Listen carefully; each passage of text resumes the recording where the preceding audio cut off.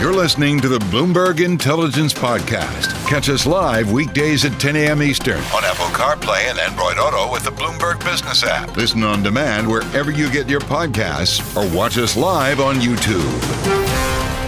Right now, we're down to Houston, Texas. Our good friend Alex Steele from Bloomberg Television. She's speaking with Dow CEO Jim Fitterling. Let's go to that right now.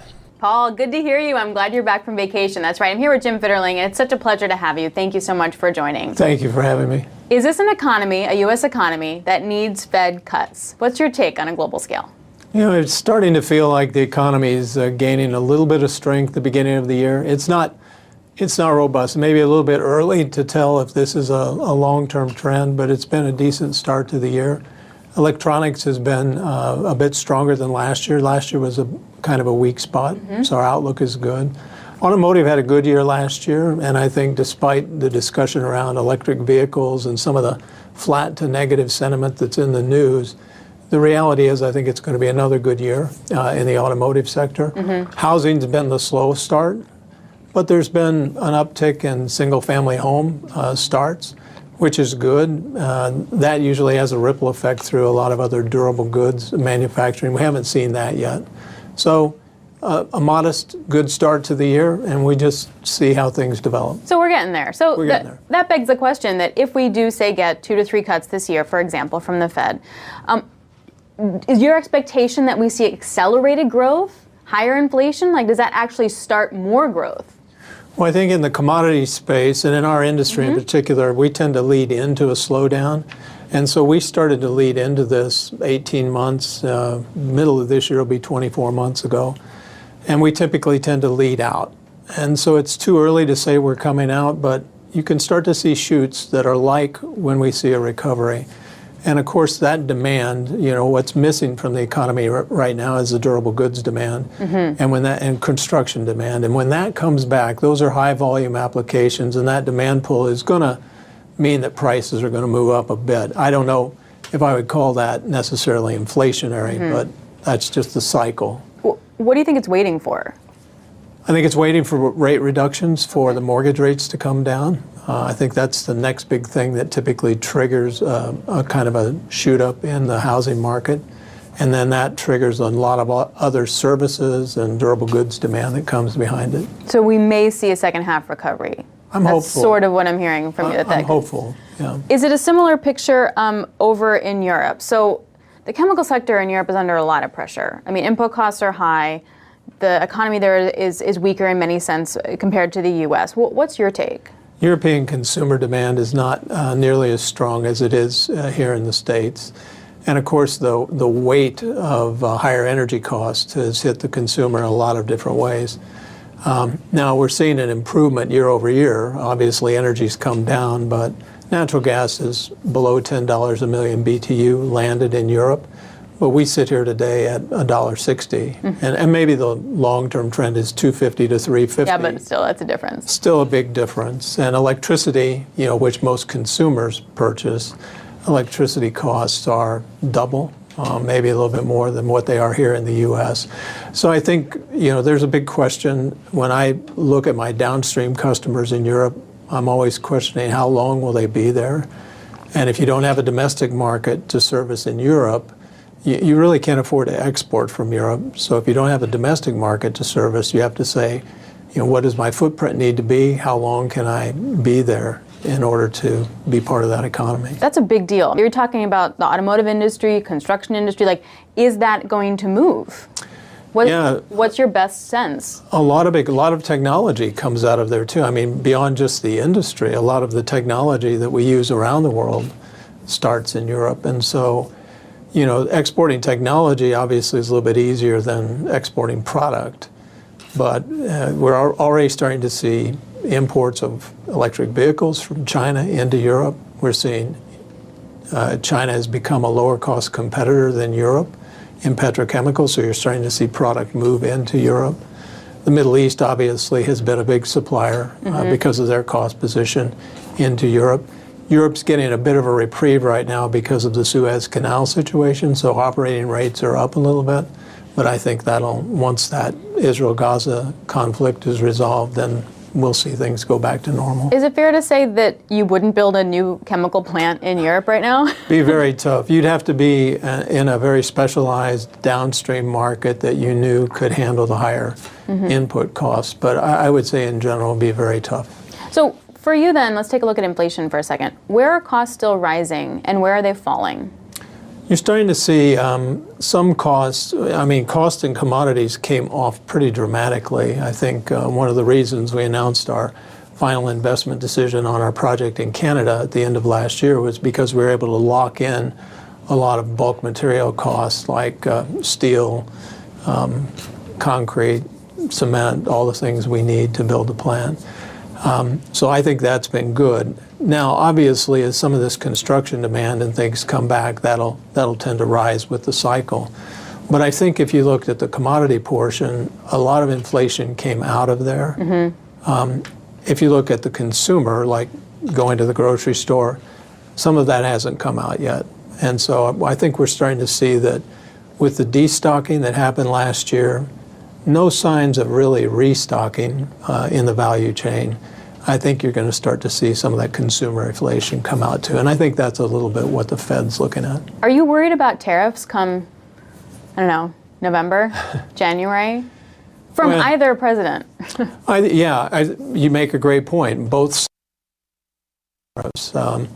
As a global company and as a company that's been part of global trade for many, many years, tariffs don't stimulate demand anywhere. So I think what would happen under a tariff regime is we might not be happy with the demand result. Global free trade has been a better platform for growth. It's been better for growth not just for the U.S., and we're advantaged, of course, because of energy, among other things, but it's been great for other countries. It's lifted so many people out of poverty. It's created a middle class. It's allowed technology to transfer around the world.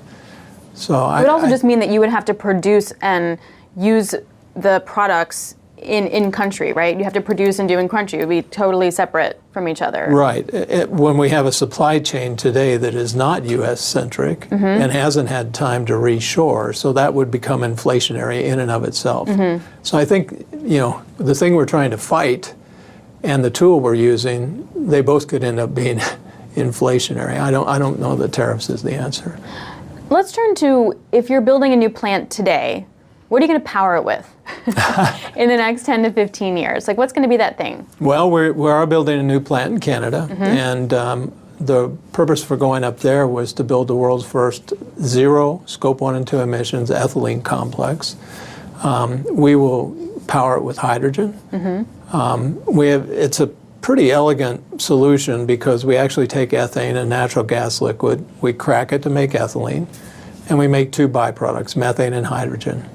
Linde will come in and build an autothermal reformer that'll convert that to pure hydrogen, and that pure hydrogen will fire the furnace. So it's a very closed-loop system that will allow us to capture all the CO2 off the autothermal reformer and sequester that and make zero Scope 1 and 2 ethylene and plastics there.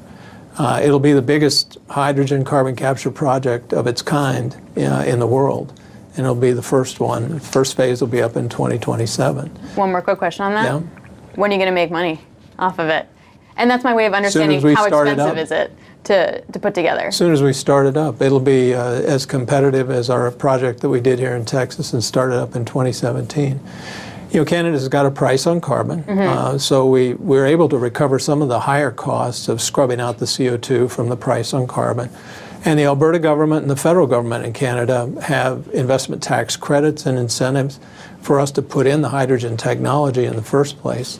So both of those things mean we'll be able to make a return like the project we built down here in Texas. And I think if you look at what we did with IRA, we also made a big step forward.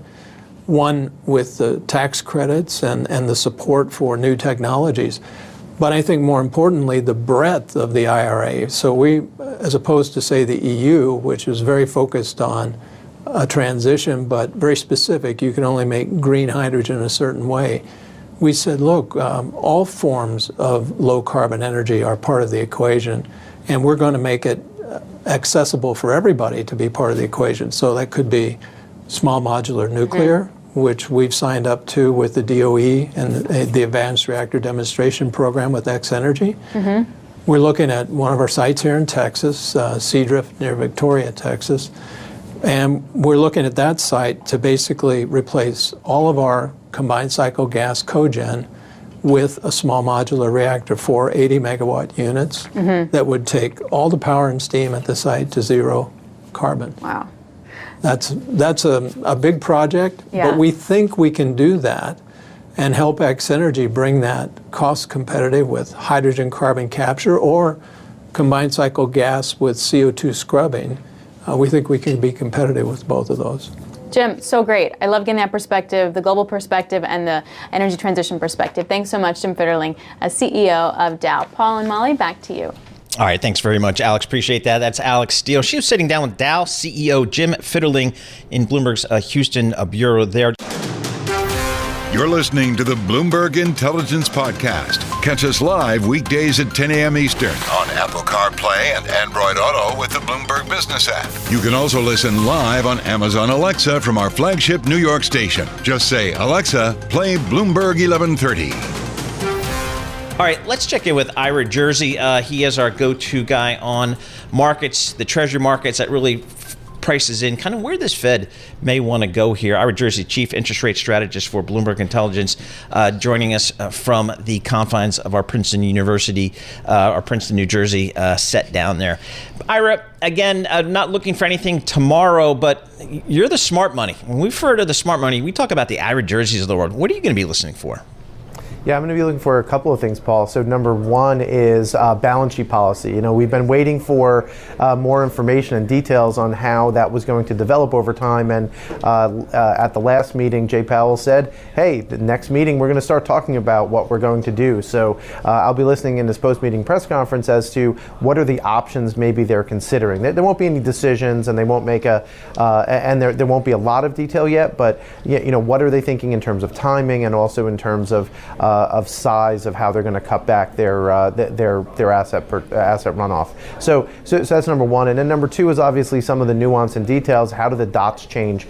And in particular, I'm not going to really look at the 2024 dots. You know, there's a lot of focus on that, but it's the 2025 dots that are going to matter for like the long-term end of the Treasury market and also for the mortgage market. So look at those 2025 dots. How low does the Fed still think it's going to cut interest rates? Is it going to be lower than what they've said, or maybe are they going to cut a little less than they said based on their projections of those dots?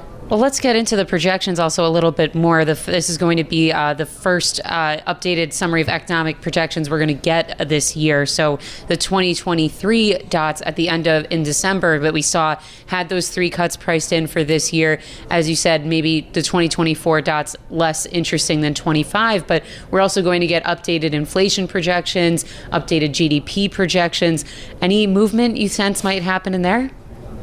Yeah, I think that the GDP projections maybe not so much, but the CPI projections and the PC, core PC projections probably have to move up a little bit just based on the data and information that we've gotten so far. I would be pretty surprised if we didn't get an uptick in the what they call the central tendency. So keep in mind, when you see the summary of economic projections, they come up with what's called the central tendency, which is a trimmed mean. They take off some of the outliers and then say, here's the central tendency that we think that CPI and GDP are going to be in this year. So I would be pretty surprised if those didn't come up. The other one to watch, of course, is going to be their expectation of the employment situation. So where's the unemployment rate going in their forecast? Because that is obviously the second key to their dual mandate besides the inflation. Besides inflation. So right now they don't have to worry about the employment situation because things are very tight. So 3.9% unemployment and the like.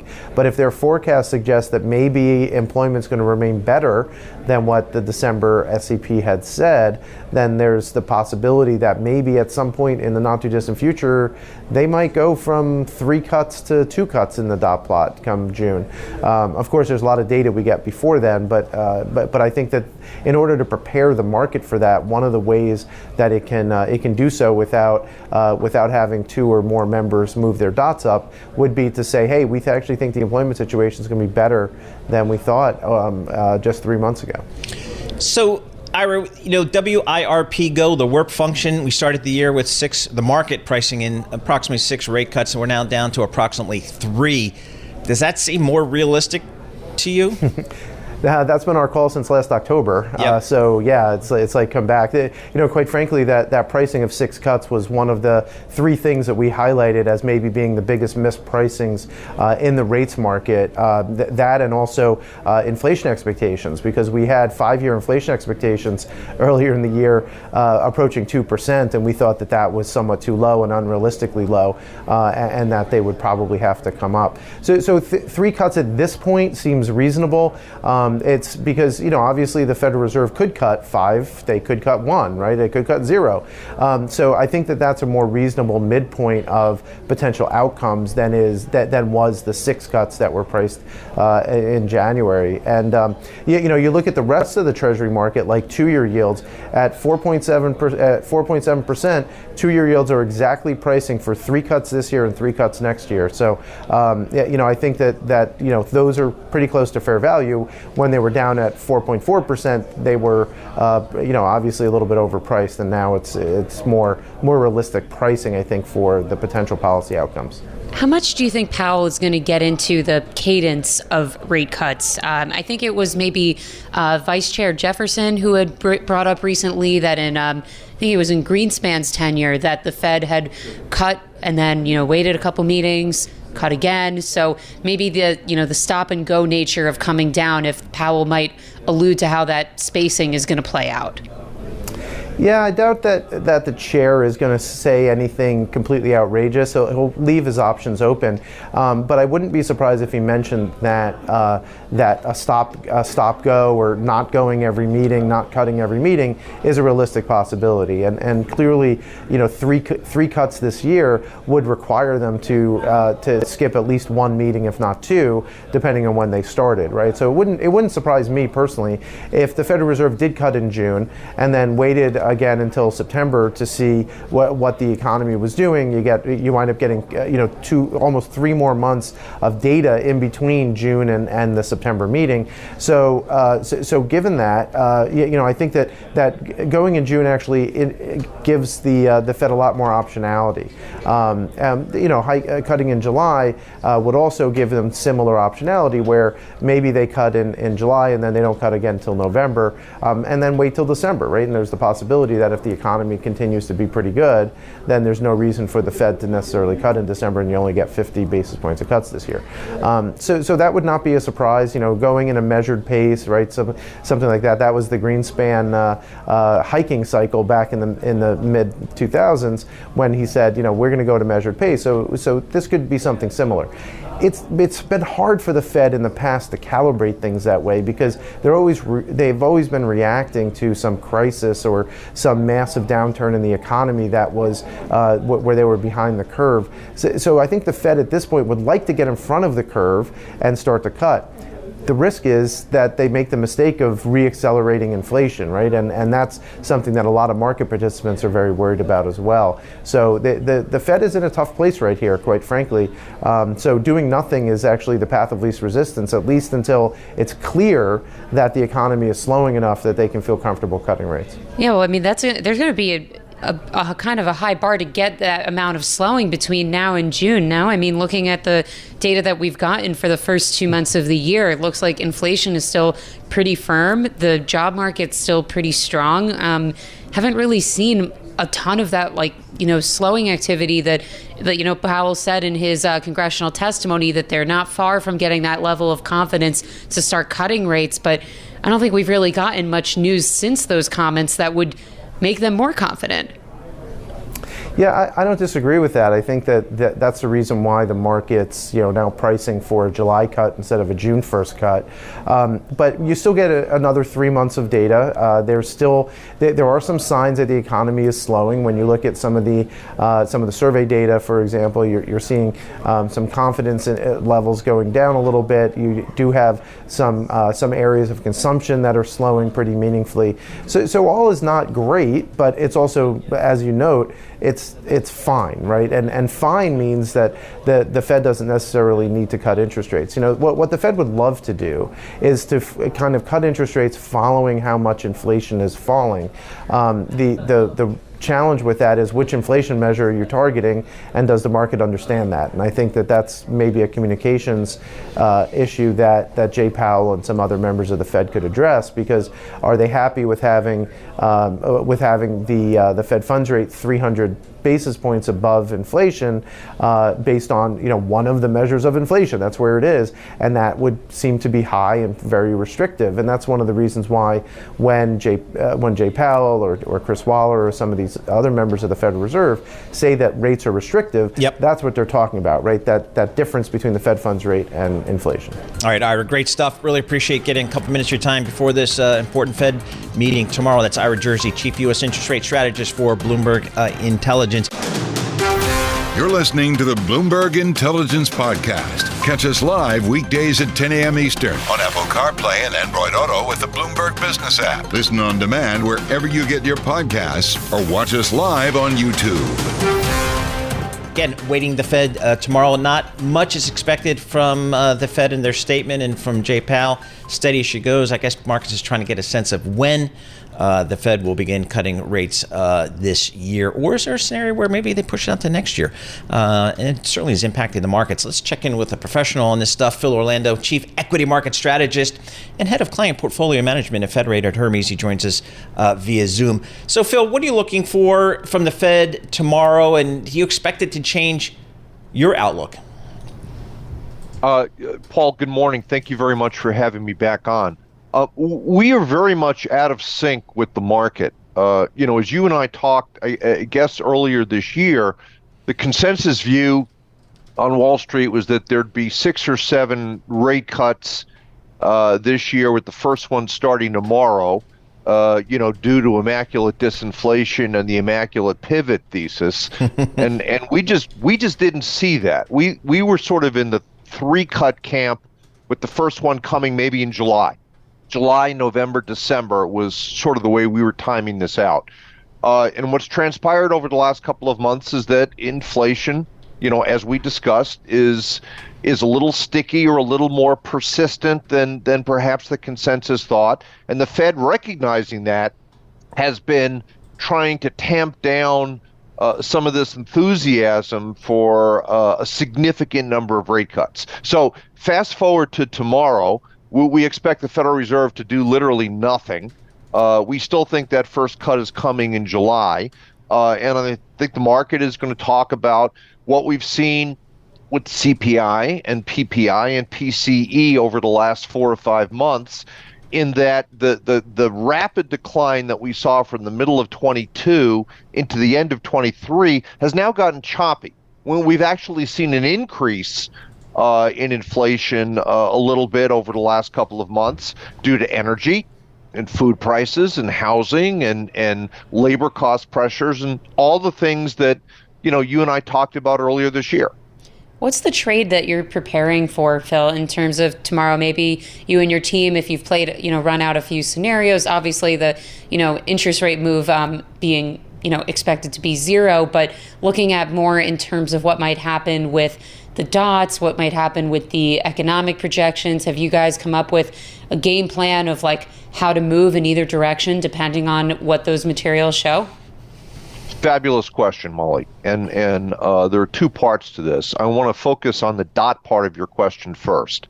And the one thing that sort of confounded us at the last SEP a week or so before Christmas was the Fed's forecast that core PCE inflation would get to their 2% target, but by the end of calendar 26, literally 3 years from now. And we're at 2.8% now, down from 5.6% a year and a half ago, 2 years ago. So in our minds, we're saying, okay, is the Fed being too conservative because they screwed up that whole transitory thing a couple of years ago and they don't want to make the same mistake twice? Or are they trying to tell us something that they recognize, taking a really deep dive into the data, that achieving this last mile, getting core PC down to 2% is going to be really hard. And we need to adjust expectations within the market. So that's sort of one issue. What does the Fed do with that dot, that 2% core PCE by the end of calendar 26 dot? Does that stay exactly where it is, or do they move that up? Second point is the market question. How do we invest for this? And over the last, say, 3 or 4 months, there's been a significant divergence in the marketplace. Benchmark 10-year Treasury yields, which were 3.8%, in the fourth quarter of last year, are now sitting at 4.30. All right, so we've backed up 50 basis points in Treasury yields over the last couple of months. The S&P 500 is up 9% year to date. It's up 27% since its low the end of October. That's incongruous.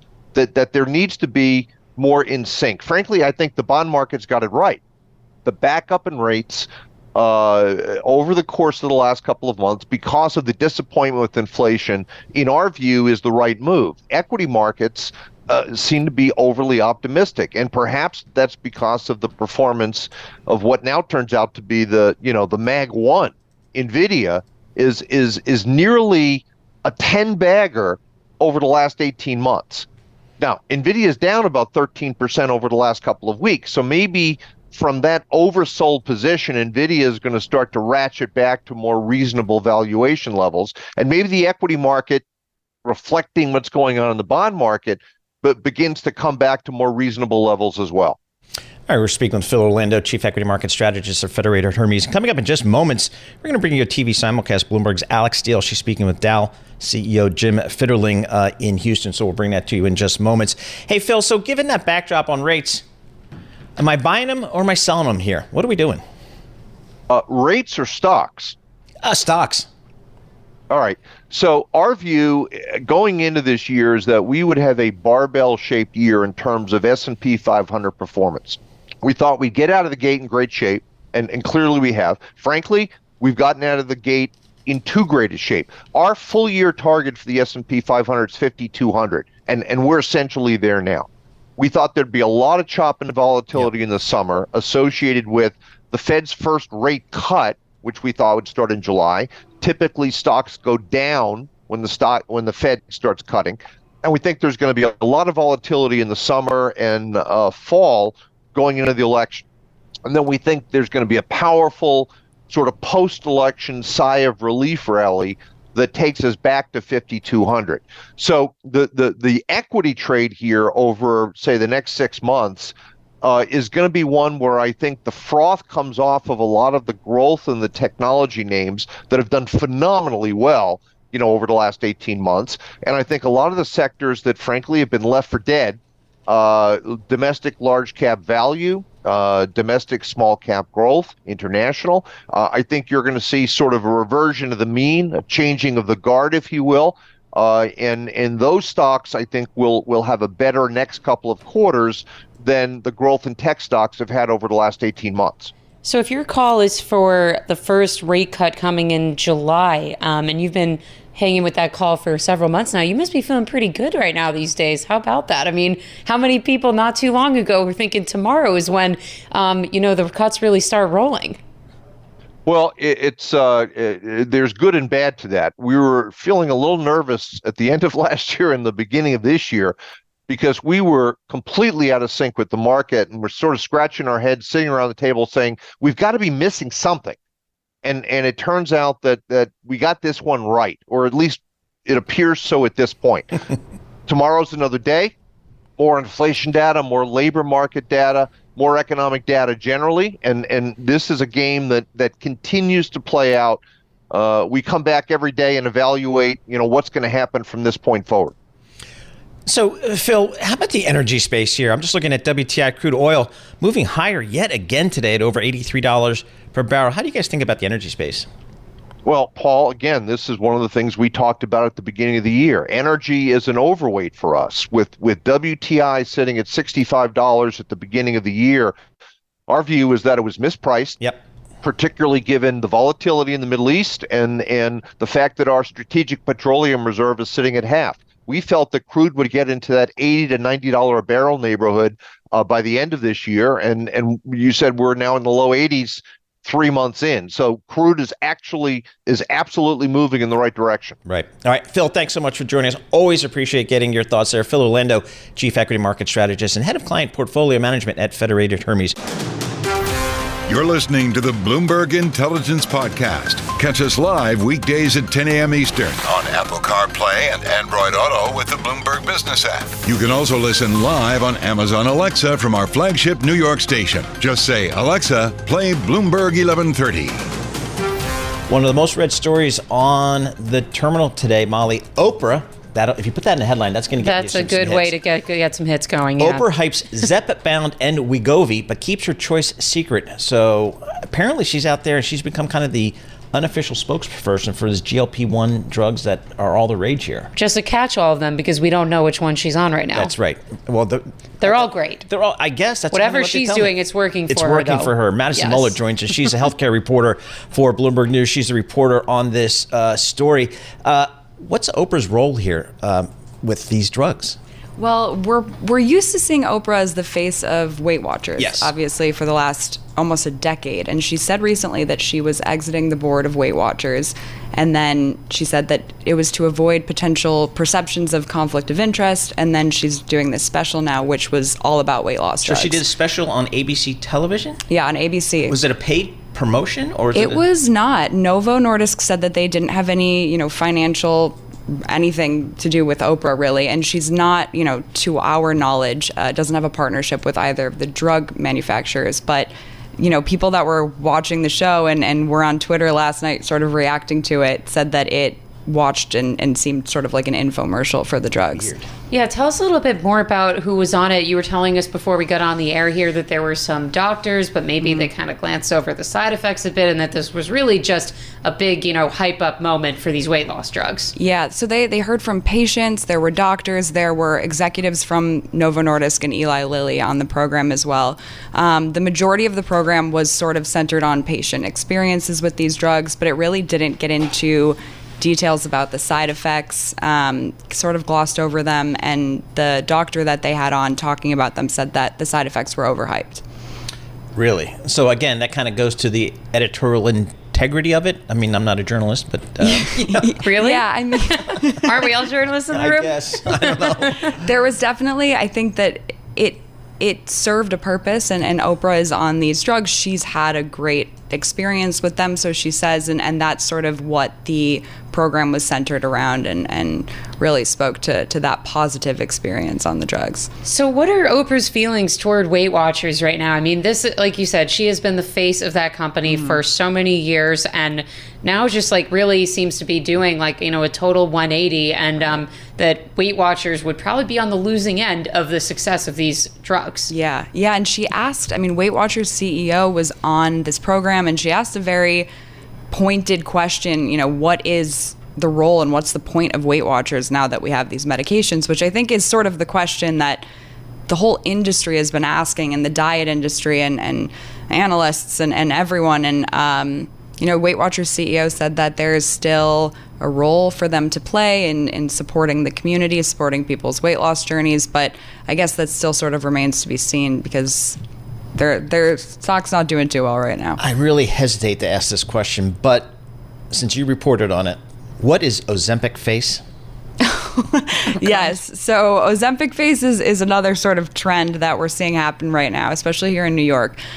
People who have rapid weight loss from the weight loss drugs are getting this hollowed out look in their cheeks, which, it happens with weight loss. It's not just from the drugs, but it's the rapid weight loss that sort of makes it more noticeable. So then they're seeking out plastic surgery clinics, med spas to get Botox or facelifts and sort of help offset those effects. Add that to the list of all the winners and losers of what comes out of Ozempic. I mean, the original kind of knock-on effect was like, all the potato chip companies, maybe not so good for them, and now plastic surgery coming up. Exactly. So it's just like the hollowing out of your face. You've got the saggy skin there, and like the extra loose skin. Okay. I mean, AbbVie, which makes Botox, has said that this could be a potential boon for Botox sales going forward. They said that at earnings last quarter. So it's like I can't keep up. Yeah.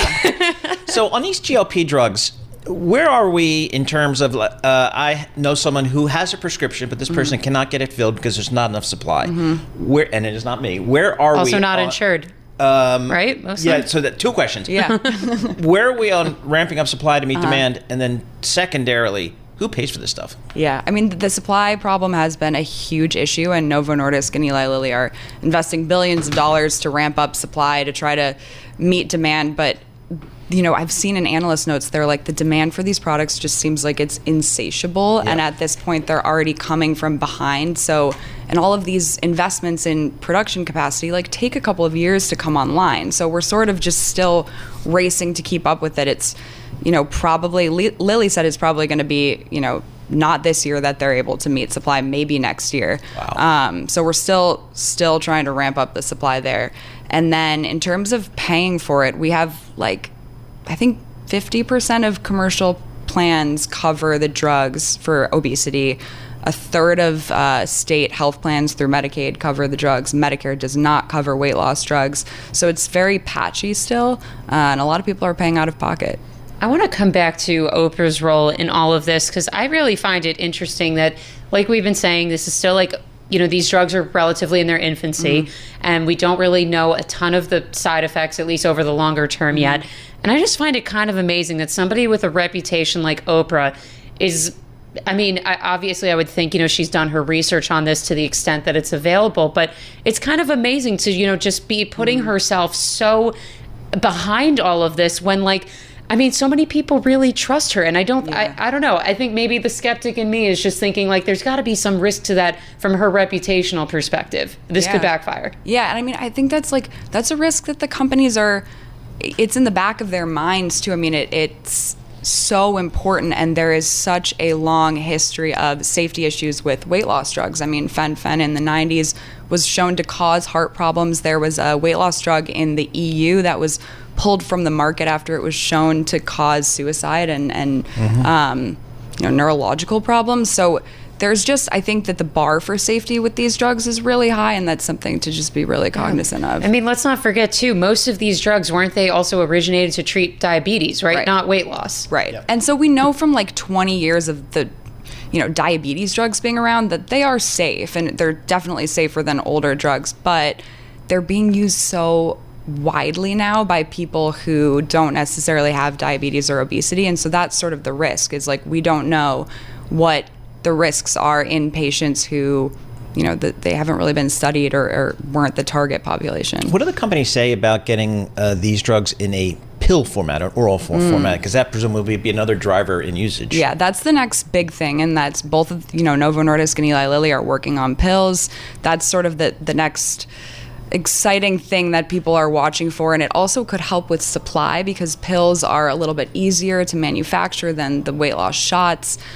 Could help with the active ingredients as well because it's a little bit different. So that might help from the supply standpoint. It also might make them more accessible, potentially cheaper. So it's a big deal.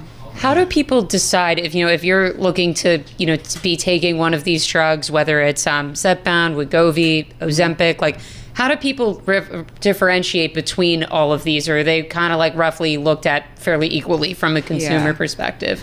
So Ozempic and Mounjaro, which is Lilly's sort of version of Ozempic, those are for diabetes. And then Wegovy and Zepbound are the weight loss drugs. Those are for obesity. And so it really depends on insurance coverage most of the time. And the doctors are the ones that are prescribing it. So they've told me, doctors have told me they tend to prescribe the one that insurance will cover.